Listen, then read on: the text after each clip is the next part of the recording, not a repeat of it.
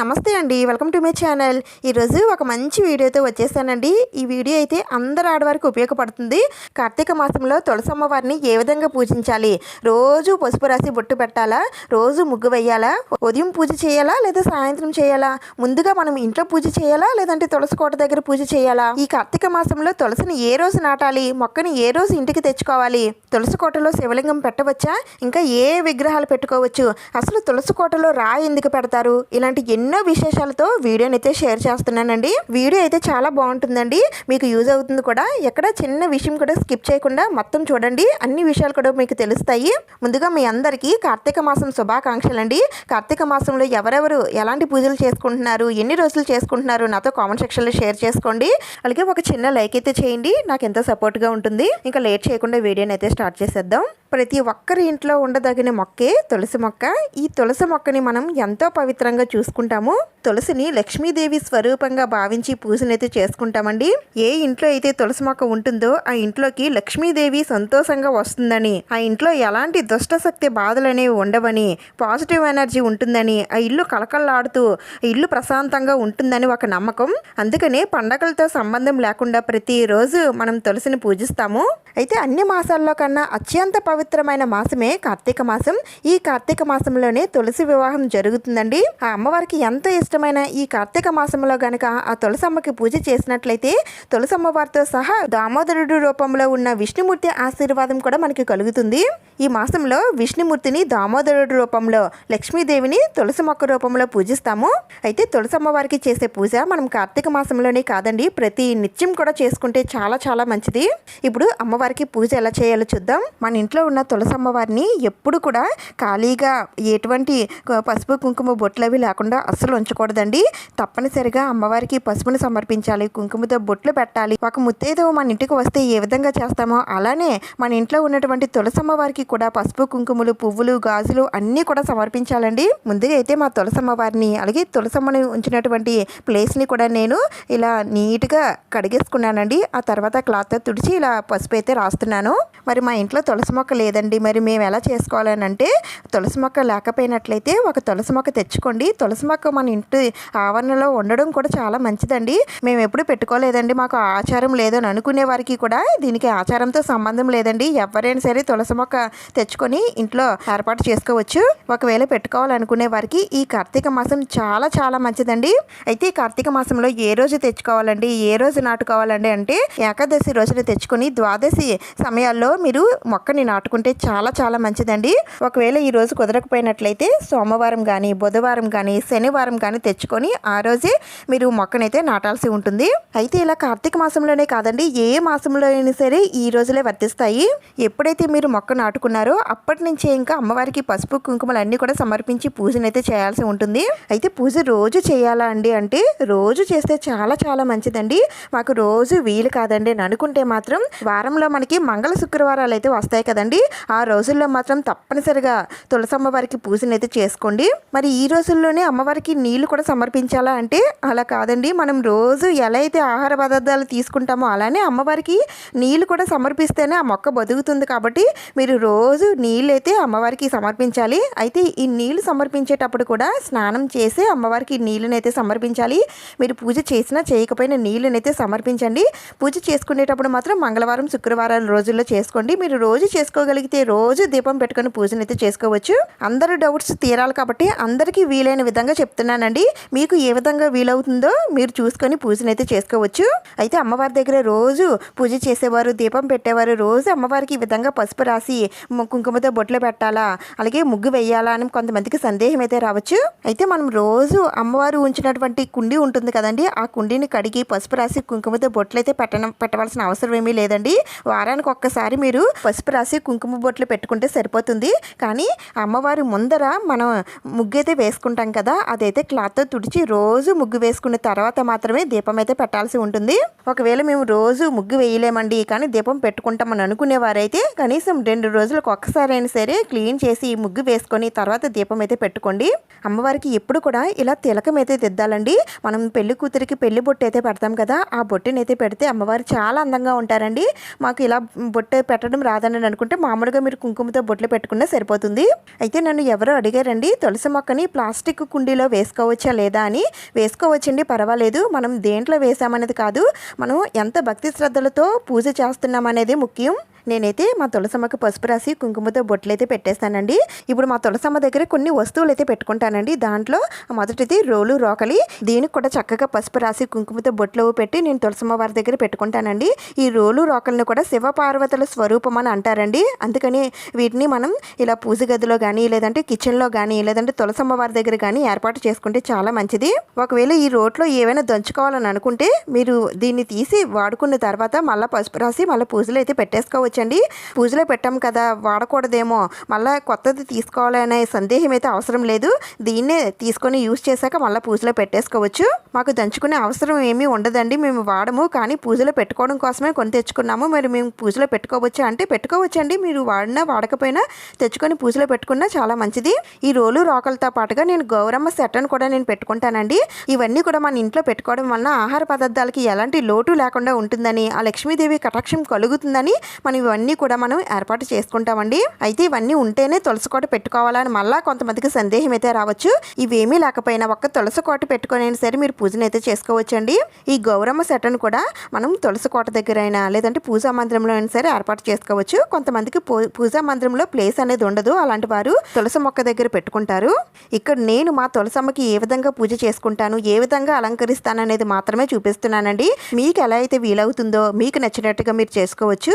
ఇంకా తులసి మొక్కకి పూజ ఎప్పుడు చేయాలండి, ఉదయం చేయాలా సాయంత్రం చేయాలా అని అంటే ఉదయం సాయంత్రం వేళల్లో కూడా దీపం పెట్టుకుంటే చాలా చాలా మంచిదండి. మీకు వీలుంటే 2 పూట్ల పెట్టుకోండి, లేదు అంటే ఉదయం కానీ సాయంత్రం కానీ మీకు ఎప్పుడు వీలుంటే అప్పుడు దీపం పెట్టుకొని ఆ అమ్మవారికి కొద్దిగా నీళ్లు సమర్పించి పసుపు కుంకుమలు సమర్పించి ప్రదక్షిణ చేసుకొని దండం పెట్టుకుంటే సరిపోతుంది. అయితే ముందుగా మనం తులసి అమ్మవారికి పూజ చేయాలా లేదంటే ఇంట్లో పూజ చేయాలా అని అంటే ముందుగా ఇంట్లోనే దీపం పెట్టుకోవాలండి. ఇల్లు చీకటిగా ఉండి మనం బయట దీపం పెట్టుకోవడం కాదు, ముందు ఇంట్లో దీపారాధన చేసుకొని ఆ వినాయకుడికి మీ ఇష్ట దేవతలను అందరినీ కూడా ప్రార్థించిన తర్వాత మాత్రమే తులసి కోట దగ్గరికి వచ్చి దీపం అయితే పెట్టుకోవాలి. అది కాకుండా మనం ముందు పూజించాల్సింది వినాయకుడిని కాబట్టి అందుకని మన పూజా మందిరంలో ఉన్నటువంటి వినాయకుడికి పూజ చేసుకున్న తర్వాత తులసి కోటకి పూజను అయితే చేసుకోవాల్సి ఉంటుంది.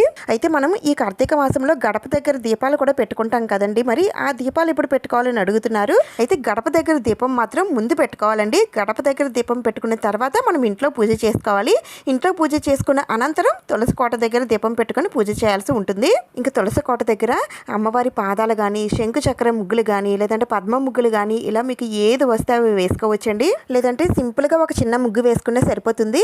అయితే మనకి కార్తీక మాసంలో చాలా ప్రత్యేకమైన రోజులు వస్తాయి కదండి, ఆ రోజున ఇలా తులసమ్మవారిని ప్రత్యేకంగా అలంకరించుకుంటే చాలా బాగుంటుందండి.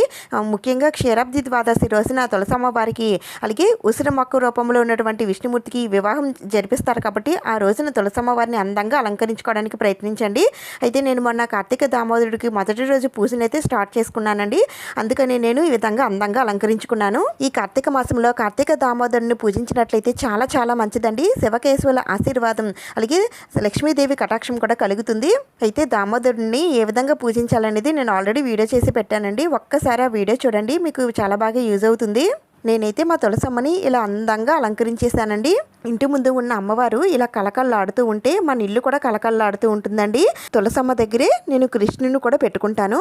మా తులసమ్మ ఎలా ఉందో నాకు కామెంట్స్లో చెప్పండి. మా తులసమ్మని ఇంకాస్త అందంగా మార్చడం కోసమని నేను ఇక్కడ ఇలా డెకరేట్ చేసినటువంటి అమ్మవారిని అయితే తీసుకున్నానండి. ఇవి మనం దీపలక్ష్మిలు అంటారు, అంటే దీపానికి పెట్టుకుంటామండి. ఇవైతే 2 వస్తాయండి, 2 దీపపు కుందులకి పెట్టుకోవడానికి. ఆల్రెడీ నవరాత్రుల వీడియోలో చూపించానండి, మీరు చూసే ఉంటారు. ఇప్పుడైతే నేను వీటిని మా తులసి కోటకైతే అలంకరిస్తున్నాను. ఇవి నేను బీకే జ్యువెలరీ వాళ్ళ దగ్గర అయితే తీసుకున్నానండి. ఇవైతే చాలా అంటే చాలా బాగున్నాయండి. వీటిని మనం కలసానికి కానీ, దీపానికి కానీ, లేదా ఇలా తులసి కోట దగ్గర కానీ ఎక్కడ అలంకరించినా సరే చూడటానికి చాలా అందంగా ఉంటారు. నేనైతే ఇలా తులసి అమ్మవారి దగ్గర అయితే పెట్టానండి. అచ్చం అమ్మవారు ఉన్నట్టుగానే ఉంటుంది, చాలా బాగుంటుందండి. మీకు ఎలా అనిపించిందో నాకు కామెంట్స్లో చెప్పండి. ఇప్పుడు తులసమ్మకి పూజ ఎలా చేయాలో చూద్దాం. ముందుగా తులసి కోటలో కొంతమంది రాయి పెట్టుకుంటారండి. అయితే ఆ రాయి ఎందుకు పెట్టుకుంటారు అనేది తెలుసుకుందాం. ఆ రాయి సాక్షాత్తు శ్రీ మహావిష్ణుమూర్తి రూపం అండి. ఆ తులసమ్మవారే స్వామివారికి రాయిగా మారమని శాపం విధిస్తుంది. ఎందుకనేది కూడా చెప్తానండి. ముందుకైతే అయితే ఒక రాయిని తెచ్చుకొని తులసి కోటలు అయితే పెట్టుకుంటారండి. అయితే అందరూ పెట్టుకోరు, కొంతమంది పెట్టుకుంటారు. మరి కొందరికి ఈ విషయం తెలియచ్చు, తెలియకపోవచ్చు. తెలిసిన వారు పెట్టుకుంటారండి, తెలియని వారు ఇక మీద పెట్టుకోవడానికి ప్రయత్నించండి. ఎందుకంటే రాయి రూపంలో ఉన్నటువంటి విష్ణుమూర్తిని, తులసమ్మవారి రూపంలో ఉన్నటువంటి లక్ష్మీదేవి అమ్మవారిని ఇద్దరిని ఒకే చోట ఉంచాలనే ఉద్దేశంతో ఇలా పెట్టుకుంటారు. అయితే ఈ రాయి ఎలాంటి రాయి అయినా సరే పెట్టుకోవచ్చండి. ఒక చిన్న రాయి మొక్క తెచ్చుకొని అయినా సరే పెట్టుకోవచ్చు. అయితే నాకు ఈ రాయి మా మా అబ్బాయికి ఎక్కడ దొరికిందంటండి. చాలా సాఫ్ట్గా, చూడటానికి కూడా చాలా బాగుంది, కొంచెం డిఫరెంట్గా ఉంది. అందుకని నేను దీన్ని ఆ స్వామివారిగా భావించి ఈ తులసి కోటలోనే పెట్టుకుంటాను. ఇటుకి బెడ్డ లాంటిది కాకుండా రాయి రూపంలో ఉన్నటువంటి చిన్నది కానీ పెద్దది కానీ తెచ్చుకొని చందనం కుంకుమలతో బొట్టు కానీ నామం కానీ పెట్టి తులసమ్మవారికి పక్కగా పెట్టుకోండి. ఇలా తప్పనిసరిగా పెట్టాలని మళ్ళీ కొంతమందికి డౌట్లు అయితే రావచ్చు. అది పెట్టుకుంటే మంచిదండి, లేదంటే మీ ఇష్టం అది. ఇప్పుడు తులసమ్మవారికి కూడా పసుపు కుంకుమలతో బొట్లు పెట్టి, పువ్వులు పెట్టి, అలాగే 2 గాజులు కూడా అమ్మవారికి నేను పెడుతున్నానండి. అయితే ఈ గాజులు అవి మీరు పెట్టాలనుకుంటే పెట్టొచ్చండి, లేదంటే పెట్టకపోయినా పర్వాలేదు. అయితే నేను ఎప్పుడు ఈ గాజులు అయితే పెట్టుకొని తర్వాత నేను వేసుకుంటానండి, లేదంటే అమ్మవారికి అలానే ఉంచేవచ్చు. అయితే ఈ గాజులు అమ్మవారికి రోజు పెట్టవలసిన అవసరం ఏమీ లేదండి, ఒక్కసారి పెడితే సరిపోతుంది. కానీ రోజు పసుపు కుంకుమ పువ్వులను అయితే సమర్పించాలి. లేదంటే ఇలా అమ్మవారికి వేసినటువంటి గాజుల్ని ఎవరికైనా ముత్తైదువులకి కూడా ఇవ్వచ్చు. కానీ అమ్మవారికి వేసినటువంటివి కదండి, మనం వేసుకుంటేనే మంచిది. ఇంకా తులసి కోటలో లక్ష్మీనారాయణలు కూడా పెట్టుకుంటారండి. మీ దగ్గర కూడా ఇలా విగ్రహాలు అవి ఉన్నట్లయితే తులసి కోటలో పెట్టుకోవచ్చండి. రాయి పెట్టుకోలేని వారు స్వామివారిని ఈ విధంగా పెట్టుకుంటారు. మీ దగ్గర కూడా విష్ణుమూర్తి, లక్ష్మీదేవి విగ్రహాలు ఏవైనా ఉన్నట్లయితే మీరు ఈ తులసి కోటలో పెట్టుకోవచ్చండి. ఒకవేళ పెట్టుకోకపోయినా ఏమీ పర్వాలేదు, కానీ పెట్టుకుంటే తులసమ్మ ఇంకాస్త కలగా కనిపిస్తుందండి. అయితే మాది బయట ఉంటుందండి, మాకు కాస్త ఇవన్నీ పెట్టుకుంటే కాస్త భయంగా అనిపిస్తుంది, ఎవరైనా తీసేస్తారేమో అన్న డౌట్ ఉన్నవారైతే మామూలుగా మీరు ఒక్క తులసమ్మను పెట్టుకుంటే సరిపోతుందండి. అయితే కొంతమంది బాల్కనీల్లో లేదంటే ఇంటి ఆవరణలో బ్యాక్ సైడ్ అది ఏర్పాటు చేసుకుంటారు. అలాంటి వారికి అలాంటి భయం లేదని అనుకునేవారైతే పెట్టుకోవచ్చు. అయితే చాలామంది మా ఇంట్లో శివలింగం ఉందండి, కానీ రోజు అభిషేకం అయితే చేయలేకపోతున్నాము, మరి ఏం చేయాలని అడుగుతున్నారు. అలాంటి వారు మీ దగ్గర ఉన్నటువంటి శివలింగాన్ని మీ తులసి కోటలో ఏర్పాటు చేసుకోండి. ఇలా ఏర్పాటు చేసుకోవడం వలన తులసి కోటకి ఎప్పుడైతే మనం నీరు సమర్పిస్తామో ఆ నీటిని తులసి కోటకే కాదండి, మనం ఆ శివుడి పైన కూడా వేసినట్లయితే శివాభిషేకం చేసినట్టు అవుతుంది, తులసి మొక్కకి నీళ్లు కూడా సమర్పించినట్లు అవుతుంది. అయితే చెప్పాను కదండి, రోజు స్నానం చేసి తులసి మొక్కకి నీటిని అయితే సమర్పించాలి. ఒకవేళ మనకి వేయడానికి వీలు లేకపోయినట్లయితే మన ఇంట్లో మగవారు కానీ పిల్లలు కానీ ఉంటారు కదండి, వాళ్ళ చేత అయినా సరే వేయించవచ్చు. ఈ విధంగా వేయడం వలన అమ్మవారికి నీటిని సమర్పించినట్టు అవుతుంది, స్వామివారికి అభిషేకం కూడా చేసినట్టు అవుతుంది. ఎవరైతే స్వామివారికి రోజు అభిషేకం చేయడం కుదరడం లేదని అనుకుంటున్నారో ఈ విధంగా చేసుకోండి. ఇంక తర్వాత మీ దగ్గర లక్ష్మీ దీపాలు కానీ కామాక్షి దీపాలు కానీ ఏ ఉంటే అవి పూజలో పెట్టుకోవచ్చండి. అయితే నేను ఇక్కడ లక్ష్మీ దీపం అయితే పెట్టుకుంటున్నాను, అలాగే అమ్మవారి దగ్గర ఇలా పసుపు కుంకుమలు కూడా పెట్టుకుంటున్నానండి. చిన్న ప్లేట్తో కానీ లేదా ఆకులు అయినా సరే పసుపు కుంకుమలు అమ్మవారికి పెట్టినట్లయితే ఆ తులసమ్మ చాలా సంతోషిస్తుందండి. పూజా మందిరంలోనే కాదు, ఇలా అమ్మవారి దగ్గర కూడా పసుపు కుంకుమలు పెట్టుకుంటే మనకి మన ఇంటికి చాలా మంచిది. అలాగే అమ్మవారి దగ్గర ఇలా చెంబుతో నీళ్ళు అయితే తప్పనిసరిగా పెట్టుకోవాలండి. ఇంకా దీపపు కుందులు అయితే మీరు 1 కానీ 2 కానీ 3 కానీ ఎన్నైనా సరే పెట్టుకోవచ్చండి. అయితే ఇవి ఇత్తడి కుందులు కానీ లేదంటే మట్టి ప్రమిదల్లో అయినా సరే దీపారాధన చేయవచ్చు. ఇవి మనం బయట పెట్టే దీపాలు కాబట్టి దీపాలు కొండెక్కకుండా గాలి దీపానికి తగలకుండా ఉండేలాంటి ప్రమిదలను అయితే ఏర్పాటు చేసుకోండి. ముందుగా ఏకహారతతో దీపారాధన చేసుకొని దీపపు కుందుల దగ్గర కొద్దిగా పసుపు కుంకుమ అక్షింతలు పువ్వులు వేసి ఆ దీపలక్ష్మికి దండం పెట్టుకోండి. ఆ తర్వాత తులసి అమ్మవారి దగ్గర పెట్టుకున్న చెంబుతో నీటిని తీసుకొని అమ్మవారికి నీటిని అయితే సమర్పించాలి. ఎప్పుడు కూడా తులసి మొక్కకి నీటిని నేరుగా వేసేయకూడదండి, ఇలా చెయ్యి అడ్డు పెట్టే వేయాలి. తులసి అమ్మవారికి నీటిని సమర్పించేటప్పుడు ఒక శ్లోకం అయితే చెప్పుకోవాలండి. అదేంటంటే యన్మూలే సర్వతీర్థాని యన్మధ్యే సర్వదేవత యదాగ్రే సర్వవేదాచ్చ తులసిత్వం నమామ్యహం అనే శ్లోకం చెప్పుకొని తులసమ్మకి నీటిని అయితే సమర్పించాలి. ఒకవేళ ఈ శ్లోకం మాకు చదవడం రావడం లేదండి అని అనుకుంటే ఓం తులసి లక్ష్మి నమో నమః లేదంటే ఓం తులసి దేవియే నమః ఇలా ఏ మంత్రాలని అయినా సరే చదువుకొని అమ్మవారికి నీటిని సమర్పించి కొద్దిగా పసుపు కుంకుమలు అక్షింతలు పువ్వులు కూడా సమర్పించి అగరబత్తులతో ధూపం చూపించి తులసమ్మ వారికి ప్రదక్షిణ చేసుకోవాలండి. 3 కానీ 5 కానీ 9 కానీ ప్రదక్షిణలు చేసి ఆ అమ్మవారికి దండం పెట్టుకోండి. మీకు తులసమ్మ చుట్టూ తిరిగే అవకాశం ఉంటే తప్పనిసరిగా అలా తిరిగి ప్రదక్షిణలు చేసి అమ్మవారికి దండం పెట్టుకోండి. ఒకవేళ అలా మాకు తిరిగే ఛాన్స్ లేదండి అనుకుంటే మామూలుగా తప్పనిసరిగా దండం పెట్టుకున్నా సరిపోతుంది. మళ్ళీ తులసమ్మ వారి దగ్గర ఇలా నిండుగా ఉన్నటువంటి చెంబుతో నీటిని అయితే తప్పనిసరిగా పెట్టేసుకోండి. మళ్ళీ నెక్స్ట్ డే అమ్మవారికి నీటిని సమర్పించేటప్పుడు ఈ చెంబులో ఉన్నటువంటి నీటిని అమ్మవారికి సమర్పించవచ్చు. ఇంకా మీకు టైం ఉంది, ఇంకా మేము ఏమైనా మంత్రాలు చదువుకుంటామని అనుకుంటే తులసమ్మవారి అష్టోత్తరాలు కానీ స్తోత్రాలు కానీ అలాగే దామోదరుడు అష్టోత్తరాలు అన్నీ కూడా చదువుకుంటూ అక్షింతలతో పువ్వులతో పూజనైతే చేసుకోండి. మాకు అంత టైం లేదండి అని అనుకుంటే మామూలుగా అమ్మవారికి ఏదైనా నైవేద్యం పెట్టి నీరాజనం చూపించి దండం పెట్టుకుంటే సరిపోతుంది. ఇంకా అమ్మవారికి నైవేద్యం మనం ఇంట్లో చేసినటువంటి ఏ నైవేద్యమైనా సరే పెట్టొచ్చండి. అంటే పరమాన్నం, పులిహోర ఇలా ఏవైనా ఇంట్లో చేస్తే పెట్టొచ్చు. లేదంటే పళ్ళు కానీ, పాలు కానీ, బెల్లం కానీ, షుగర్ చిప్స్ కానీ, డ్రై ఫ్రూట్స్ కానీ ఇలా మీ ఇంట్లో ఏ ఉంటే అవి పెట్టొచ్చండి. ఇంకా మీ దగ్గర కొబ్బరికాయ ఉంటే కొబ్బరికాయ కూడా నివేదన చేయవచ్చండి. అయితే ఆల్రెడీ మనం పూజా మందిరంలో కొబ్బరికాయ కొడతాం కాబట్టి ఇక్కడ తులసమ్మ వారి దగ్గర ఉంటే కొట్టచ్చు, లేకపోయినా పర్వాలేదు. ఆ తర్వాత అమ్మవారికి ధూపం చూపించి నీరాజనం సమర్పించాలి. ఆ తర్వాత కొద్దిగా అక్షింతలు తీసుకొని స్వామి అమ్మవార్ల దగ్గర వేసి ఆ అమ్మకి దండం పెట్టుకోండి. అమ్మ, మా ఇంటి దగ్గర నీవు ప్రకాశవంతంగా పెరిగి మా ఇంటికి ఉన్నటువంటి సకల దోషాలు, సకల కష్టాలు అన్నీ కూడా తొలగించి మమ్మల్ని చల్లగా చూడు తల్లి అని ఆ తులసమ్మకి నమస్కారం చేసుకోండి. ఈ విధంగా కార్తీక మాసంలో కానీ లేదంటే ప్రతి నిత్యం కూడా తులసమ్మ వారికి ఈ విధంగా పూజనైతే చేసుకోవాలండి. అయితే పూజలో ఇన్ని వస్తువులు పెట్టడం పెట్టకపోవడం మీ ఇష్టం, మీకున్నంతలో మీరు చేసుకోవడానికి ప్రయత్నించండి. ఇలా పూజ అంతా అయిన తర్వాత ఒక నిమ్మకాయ తీసుకొని నేను తులసమ్మ మొదట్లో పెట్టుకుంటానండి. ఎందుకంటే తులసమ్మ వారికి కూడా దిష్టి తగులుతుందండి. దిష్టి తగిలితే తులసమ్మ వారు సరిగ్గా ఎతకకపోవడం లేదంటే త్వరగా నిద్రపోవడం లాంటివి జరుగుతాయండి. అందుకని ఒక నిమ్మకాయని తీసుకొని వచ్చి అది కట్ చేయని అవసరం లేదు, నిమ్మకాయ పాలంగా పెట్టేసుకోండి. వారం రోజులకు ఒకసారి మార్చాలి.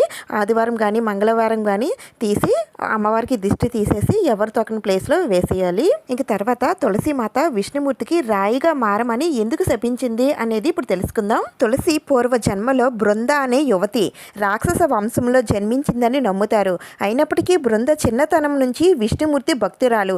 ఆమె పెరిగి యుక్త వయసు వచ్చిన తర్వాత రాక్షస వంశానికి చెందిన రాక్షస రాజు అయినటువంటి జలంధరుని వివాహం చేసుకుంది. జలంధరుడు అనే రాక్షసుడు సముద్రం నుండి పుట్టాడు. బృంద చాలా సద్గుణాలు కలిగినటువంటి స్త్రీ, భర్తను దైవంగా భావించి పూజించేది. ఒకసారి జలంధరుడు నేపథ్యంలో దేవతలకి రాక్షసులకి మధ్య యుద్ధం మొదలైంది.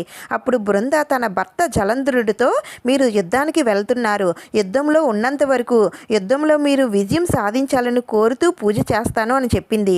యుద్ధం నుంచి తిరిగి తన భర్త వచ్చేంత వరకు కూడా పూజా సంకల్పాన్ని విడవనని తెలిపింది. తర్వాత జలంధరుడు యుద్ధానికి బయలుదేరాడు. బృంద ఉపవాస దీక్ష చేపట్టి పూజ చేయడం మొదలుపెట్టింది. బృంద పూజ ప్రభావం వలన దేవతలు కూడా జలంధరుడిని ఓడించలేకపోయారు. దేవతలు ఓడిపోవడం ప్రారంభించిన తర్వాత దేవతలందరూ కలిసి విష్ణుమూర్తి దగ్గరికి వచ్చారు. తమను ఈ ప్రమాదం నుండి కాపాడమంటూ ప్రార్థించారు. దానికి విష్ణుమూర్తి, బృంద చాలా గొప్ప భక్తురాలు, తానని మోసం చెయ్యలేనని విష్ణుమూర్తి సమాధానమిచ్చారు. అయినప్పటికీ తమ గెలుపు కోసం పరిష్కారం దయచేసి చెప్పమని విష్ణుమూర్తిని వేడుకున్నారు. దీంతో శ్రీ మహావిష్ణుమూర్తి జలంధరుడు రూపాన్ని ధరించి బృంద ఉన్న రాజభవనానికి చేరుకుంటాడు. తన భర్త రూపంలో ఉన్నటువంటి విష్ణుమూర్తిని చూడగానే వెంటనే పూజ చేయడం విరమించి భర్త పాదాలకు నమస్కారం చేసుకోవడానికి పాదాలను తాకగానే తన భర్త కాదని విషయం తెలుసుకుంటుంది. దీంతో బృంద సంకల్పం భగ్నమైంది. యుద్ధంలో దేవతలు జలంధరుడి శిరస్సును వధించి ఆ శిరస్సు రాజభవనంలో ఉన్నటువంటి బృంద ఉన్న చోట పడుతుంది. అది చూసి బృందాకి పట్టలేనంత కోపం వచ్చి విష్ణుమూర్తిని రాయిగా మారమని శపిస్తుంది. దాంతో విష్ణుమూర్తి వెంటనే రాయిగా మారిపోతాడు. దేవుళ్ళందరిలో అలజడి రేగింది. దేవతలందరూ బృందాను ప్రార్థించిన తర్వాత బృంద తన శాపాన్ని వెనక్కి తీసుకుంటుంది. దీని తర్వాత బృంద తన భర్త శిరస్సుతో కలిసి సతీ సగమనం చేసుకుంటుంది. బృంద బూడిద నుండి ఒక మొక్క ఉద్భవిస్తుంది. అప్పుడు విష్ణుమూర్తి ఆ మొక్కకు తులసి అని పేరు పెడతాడు. తాను రాతి రూపంలో శాలిగ్రామం పేరుతో ఉంటానని, శాలిగ్రామం పేరుతో తులసితో పాటు పూజింపబడతానని వరమిచ్చాడు బృందాకు.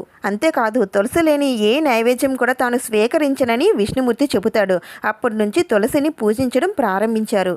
ముఖ్యంగా కార్తీక మాసంలో క్షీరాబ్ది ద్వాదశి నాడు తులసి మాతకు అలాగే విష్ణుమూర్తి రూపంలో ఉన్నటువంటి ఉసిరి చెట్టుకి వివాహం చేస్తారు. ఈ విధంగా తులసి మాత శాపం కారణంగా విష్ణుమూర్తి రాయి రూపంలో శపించబడ్డాడని, అందుకనే ఆ రాయిని తులసి కోటలో పెట్టుకుంటే ఆ తులసి అమ్మవారి అలాగే విష్ణుమూర్తి అనుగ్రహం కలుగుతుందనే ఉద్దేశంతో రాయిని తులసి కోటలో పెట్టుకోవడం జరిగింది.